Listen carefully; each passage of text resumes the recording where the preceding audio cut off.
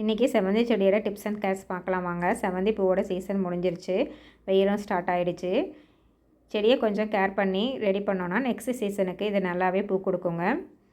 இதில் இருக்க தேவையில்லாத செடியெல்லாம் பிடுங்கி எடுத்துகிட்டு பூத்து முடித்த கிளைகளை கட் பண்ணி விட்டுறலாங்க. இது ஒயிட் கலர் செவந்தி, இதில் நாட்டு செவந்தி தாங்க இது. இதில் நிறைய இடக்கண்ணும் வந்திருக்கு. இதை நம்ம ரெடி பண்ணி வச்சோன்னா நெக்ஸ்ட் சீசனுக்கு நம்மளுக்கு நிறையாவே பூ கொடுக்குங்க. இது எல்லோ கலர் செவந்தி, இதுவும் பூத்து முடிச்சிருச்சுங்க. இதில் ஒரே ஒரு இடக்கன்று தான் வந்திருக்கு.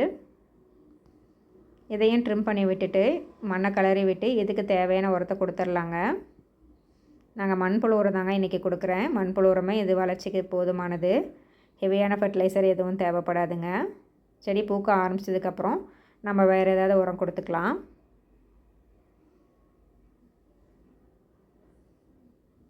செடியை ட்ரிம் பண்ணி விட்டுட்டு ஃபுல் வெயிலில் வைக்காமல் கொஞ்சம் ஷேடில் வச்சோன்னா நல்லா தளைஞ்சு வருங்க. இது பிங்க் கலர் செவந்தி, இதை கட் பண்ணி விட்டு ஒரு வாரம் ஆகுதுங்க. இது கட் பண்ணுறதுக்கு முன்னாடி இடக்கண்ணு எதுவுமே வரல. இப்போ ஒரே ஒரு இடக்கண்ணு வந்திருக்குங்க. ஆனால் இதில் ஒரு பிரச்சனை வந்துடுச்சு. தளைஞ்ச இடத்துலலாம் அஸ்வினி பூச்சி வர ஆரம்பிச்சிருச்சுங்க. இதை அப்படியே விட்டோன்னா செடியை வீணாக்கிடும்.